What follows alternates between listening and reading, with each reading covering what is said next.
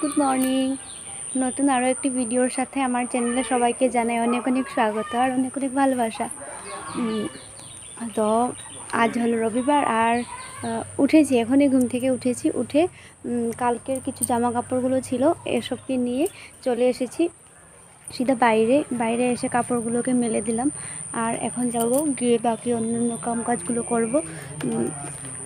তো সব কিছুই কাজ পড়ে আছে, ঘর ঝাড় দেওয়া, ঘর মোছা, বিছানা তোলা, সব কিছু কাজ পড়ে আছে। চাটা কিছু খাওয়া হয়নি, শুধু উঠে মুখটা ধোয়া হলো। মুখটা ধুয়ে ব্রাশ করে তারপর জামা কাপড়গুলো মেলার জন্য চলে এসেছি বাইরে। তাহলে চলো আর বেশি বকবক না করে কাজগুলো করে নিই। আর বাইরে রোদও নেই আজ, যে অল্প রোদে বসবো। ঠিক আছে, তাহলে চলো। ভেতরে এসেই ঘরটা ঝাড়ু দিয়ে নিচ্ছি, ঘর ঝাড়ু দেব, তারপর ঘর মুছবো, পরে এক এক করে সব কিছু করে নেব। আর আজ ঘুম থেকে ওঠার পরে মশারিটা খুলে নিয়েছি, কারণ মশারিটা টাঙানো থাকলে দেখতে ঠিক ভালো লাগে না। আর ওঠাটা তো উঠবে না এত তাড়াতাড়ি, তো যতক্ষণ শুয়ে থাকবে ততক্ষণ তো আর মশারিটা টাঙানোটা ঠিক লাগে না, তার জন্য আজ মশারিটা খুলে নিলাম। আর এখন আমি ঘর ঝাড়ু দিয়ে নিচ্ছি। তো আজ হলো রবিবার। তো আজ আমাদের ঘরে একজন দাদু আসার কথা আছে, তো দেখি দাদু আসে কিনা না। এই রুমটা ঝাড়ু দেওয়ার পর বাকিগুলো রুমও ঝাড়ু দেব, কিন্তু আজ আর সবগুলো রুম ঝাড়ু দেওয়া দেখাবো না, কারণ এমনটা করলে ভিডিওটা অনেক লং হয়ে যায়। তো আমি একটাই দেখাচ্ছি শুধু। তো প্লিজ তোমরা যারা যারা ভিডিওটা দেখতে পাচ্ছ, ভিডিওটা দেখে অন্তত একটা লাইক করে দিও। এমনিতেও তো এতটা ভিউজ আসে না, আর যারা যারা দেখছো তারাও যদি লাইক না করো, কমেন্ট না করো, তাহলে আর ভিডিও করতে তো ভালোই লাগবে না। তো প্লিজ ভিডিওটাকে লাইক করে দিও, আর ভিডিওটা স্কিপ না করে লাস্ট পর্যন্ত দেখবে বলে আশা রইল। ঘর ঝাড়ু দেওয়া হয়ে গেছে, এবার ঘরটাকে মুছে নিচ্ছি। আজ ঘরটা মুছছি হলো সার্ফ আর ফেনাইল দিয়ে। তো সার্ফটা দিচ্ছি হলো, সার্ফ দিলে অল্প বেশি পরিষ্কার মনে হয়, পাকাটা পুরো ক্লিন হয়, তার জন্য আমি অল্প সার্ফ দিয়ে দিয়েছি। আর ফেনাইলটার যেটা ফ্লেভার আছে না, সেটাও খুব ভালো লাগে, তার জন্য ফেনাইল আর সার্ফ দুটো মিশিয়ে একসাথে তারপর ঘরটা মুছে নিচ্ছি। আমার রুমটা মোছা হয়ে গেছে, এবার বাকিগুলো রুমও আমি মুছে নেব। আমার ভেতরের যেসব কামকাজ ছিল ওগুলো করা হয়ে গেছে। এবার যাব গিয়ে চাটা বানাবো, চা খেয়ে তারপর যাব স্নান করতে, স্নান করে এসে পুজো করব। তাহলে চলো আমার সাথে চা বানিয়ে গিয়ে চলে এলাম রান্নাঘরে। আর আজ ব্রেকফাস্টে বানাচ্ছি হলো ডিম পরোটা। তো এটার জন্য নিচ্ছি আমি আটা ময়দা দুটোটা মিশিয়ে নিচ্ছি একসাথে। আর তার মধ্যে দিয়ে দিচ্ছি অল্প কালো জিরে আর রিফাইন তেল দিয়ে দেব। রিফাইন তেল দিয়ে দিচ্ছি অল্প, তারপর অল্প লবণ নিয়ে নেব। আর এটাকে ডো বানিয়ে তারপর পরোটা কী সব আমি বলছি, আসলে এটাকে রুটি বানাবো। রুটি বানিয়ে তারপর উপরে ডিম দিয়ে, এটাই হলো আমার ডিম পরোটা। তো দেখতে থাকো কিভাবে আমি বানাচ্ছি।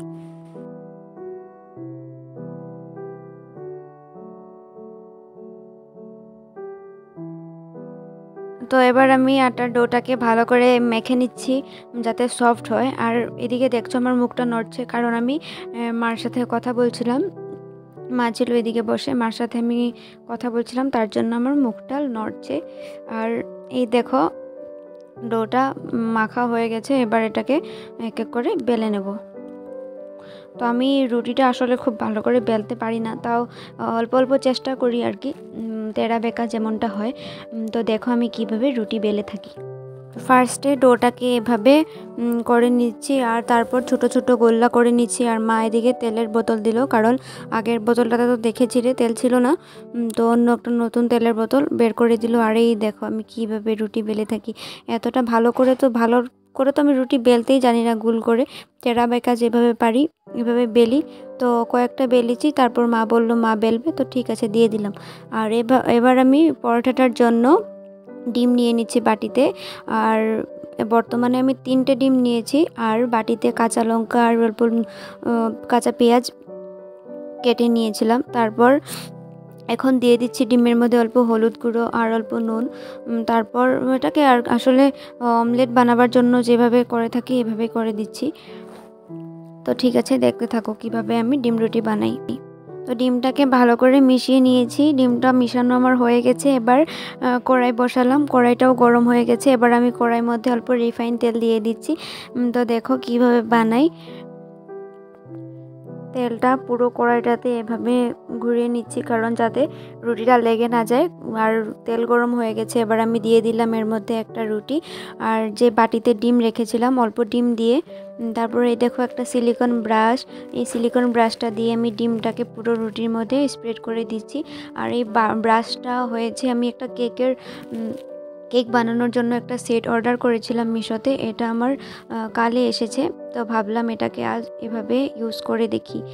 তো ভালোই এসেছে। আর আমি আজ বিকালবেলা তোমাদেরকে ওই পার্সেলটাও দেখাবো যেটা আমি কাল মিশো থেকে এনেছিলাম। রুটির দুটো সাইডেই আমি ডিম দিয়েছি, ডিম দিয়ে ভালো করে মিশিয়ে নিয়েছি। এই দেখো একটা ফার্স্ট রুটিটা যেটা দিয়েছিলাম এটা হয়ে গেছে। আরও অল্প সময় কড়াইতে রেখে তারপর নামিয়ে দেব।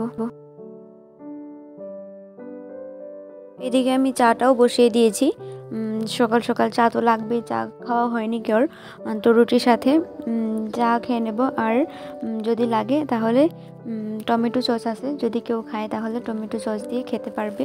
আর রুটির সাথে এক্সট্রা কোনো সবজি বানানো হবে না। চাও হয়ে গেছে, রুটিও হয়ে গেছে। এবার সবাইকে খেতে দিয়ে দিয়েছি। এই যে সবাই খাচ্ছে আর আমিও খেয়ে নেব।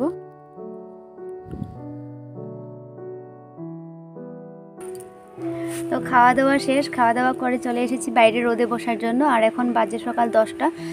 তো খাওয়া দাওয়া হয়ে গেল, এখন অল্প রোদে বসবো, বসে তারপর যাব স্নান করতে, স্নান করব, পুজো করব।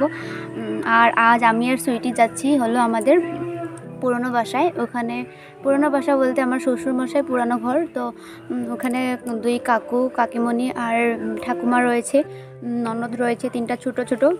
তো যাচ্ছি ওদের এখানে, এমনি ঘুরতে যাচ্ছি। তো ওই ঘরটাও তোমাদের সাথে শেয়ার করব। তো ঠিক আছে, আমার ভিডিওটা দেখতে থাকো। যাওয়ার জন্য বেরিয়ে গেছি। তো একজন করে যাব। হেঁটে যাওয়ার কথা ছিল, কিন্তু হেঁটে গেলে অনেকটা দেরি হবে, তার জন্য বাইকে করে যাচ্ছি।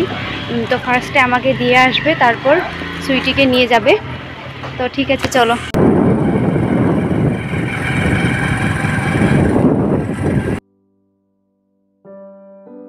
এসে গেছি আমাদের গ্রামের ঘরে। তো আর কিছুক্ষণের ভিতরেই আমরা গিয়ে পেয়ে যাব। আর এটাই হলো ওদের ঘরের গলি। তো গলিতে ঢুকে পড়েছি। আর ওই যে ঘরটা দেখা যাচ্ছে, আর চারোদিকে হলো শুধু পাথর, কারণ গ্রামের জায়গা না, গ্রামের এলাকা। তো এখানে সবাই ক্ষেত করে, তার জন্য চারোদিকে শুধু বাগান আর ক্ষেত দেখতে পাবে। আর এটাই হয়েছে আমাদের কাকুদের ঘর, আমার শ্বশুর মশাইয়ের মায়ের ঘর। এই দেখো বাচ্চা পার্টি, কাকুর 3 মেয়ে। আর এটাকে ছেলে বলতে পারো, মেয়ে কিন্তু থাকে ছেলেদের মতো করে। আর একটু পরে আমি এক এক করে সবাইকে দেখাবো, কাকু কাকিমণি ঠাকুমা সবাইকে দেখাবো। হয়তো ক্যামেরার সামনে আসবে না, কিন্তু আমি ব্যাক ক্যামেরা দিয়ে লুকিয়ে হলেও দেখিয়ে দেবো। সবাই মিলে অল্প ওদের ঘরের সামনে, আমি তো আসার সময় দেখিয়েছিলাম চারদিকে কত পাথর রয়েছে। তো যাচ্ছি অল্প পাথরে ঘোরার জন্য।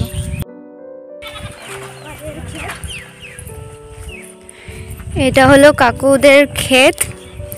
এখানে ফুলকপি করেছে, ফুলকপি তো না, এটা ফুলকপি করেছে। আর এদিকে দেখো লাউ ঝুলছে। এটা আমাদের ফুলকপি, এটা শস্য, এটা কাকুদের ফুলকপির বাগান। আর এটা আমাদের ছিল আগে পুরনো বাড়ি। ওখানে রয়েছে সর্ষে। তো দেখো চারদিকটা কত সুন্দর লাগছে, সবুজ আর সবুজ। আমাদের ঘরের সামনে তো এরম ক্ষেত পাথার নেই, তার জন্য এখানে আসলে খুবই ভালো লাগে মনটা। চারদিকে সবুজ আর সবুজ, পুরো প্রাকৃতিক। আর এই দেখো কাকুর মেয়ে ওরা আমাকে আর সুইটিকে এখানে ঘোরাতে নিয়ে এসেছে, ওদের সবজির ক্ষেত দেখাতে এনেছে। এখানে ওদের শালগম আরও অনেক কিছু সবজি করেছে, সব কিছু আমি দেখে বুঝতে পারছি না কোনটা কি।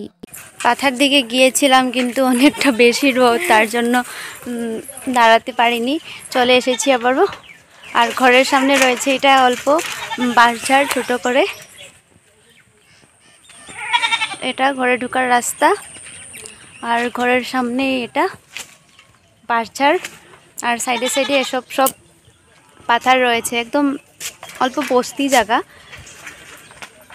আর এখন পর্যন্ত আমি ঘরের কাউকে দেখাতে পারিনি, কারণ সবাই রয়েছে, সবার সামনে ভিডিও করাটা আমার লজ্জা লাগে।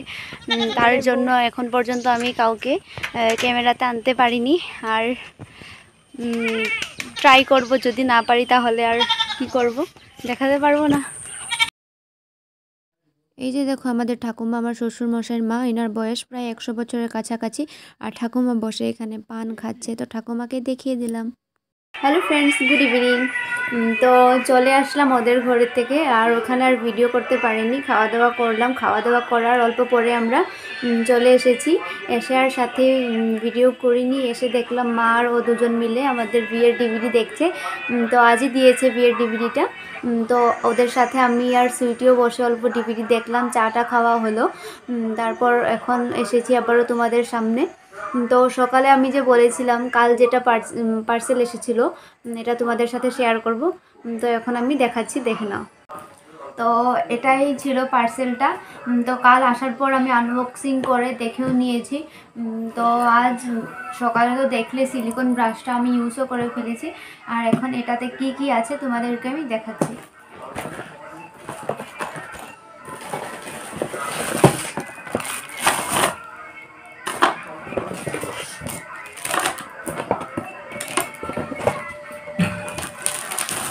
তো এখানে রয়েছে একটা টার্ন টেবিল। তো সবাই তো দেখে বুঝতেই পারছো এটা হলো কেক বানানোর জন্য যেটা যেটা জিনিসের দরকার। তো এটা হলো টার্ন টেবিল, যেটার উপরে কেক বোর্ডটা রেখে এটাকে এভাবে ঘুরিয়ে ঘুরিয়ে কেকটার মধ্যে ক্রিমগুলো লাগানো হয়। এটা হলো টার্ন টেবিল। আর এমন আরও একটা ছিল, 4টা মেজারিং কাপ আছে, ময়দা, তেল, চিনি এসব নেওয়ার জন্য।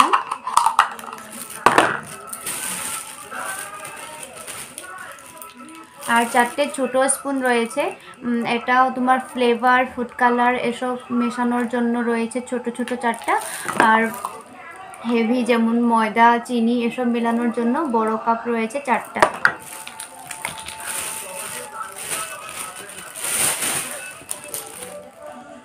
আর রয়েছে এমন ছুরি দুটো, তো এসবের নাম কি বলে আমি ঠিক জানি না। এটা দিয়ে তো কেকটা কাট করে, কেকটা কটা লেয়ারে কাট করবে এটা কাট করার জন্য দিয়েছে। আর এটা দিয়ে ক্রিমটা লাগানোর জন্য, ক্রিমটা নিয়ে লাগানো যাবে এটা দিয়ে। আরও একটা রয়েছে, 3টে এসেছে এরম।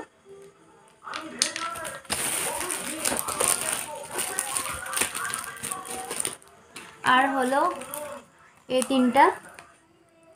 এটা তো বুঝতে পারছো তোমরা, কেকের সাইডগুলো যদি তোমরা সমানভাবে প্লেন করতে চাও তাহলে এটা দিয়ে প্লেন করা যাবে। আর কোনো ডিজাইন করার হলে এটা দিয়ে এই দুটো সাইডে যেমন ডিজাইন রয়েছে এমনটা ডিজাইন করা যাবে। আর এখানে রয়েছে একটা পাইপিং ব্যাগ, এই পাইপিং ব্যাগের ভিতরে ক্রিমটা ঢুকিয়ে, কেকের জন্য যেটা ক্রিম আর কি, ক্রিমটা ঢুকিয়ে তারপর কেকের মধ্যে ইউজ করার জন্য। আর রয়েছে দেখো, খুলে রাখতে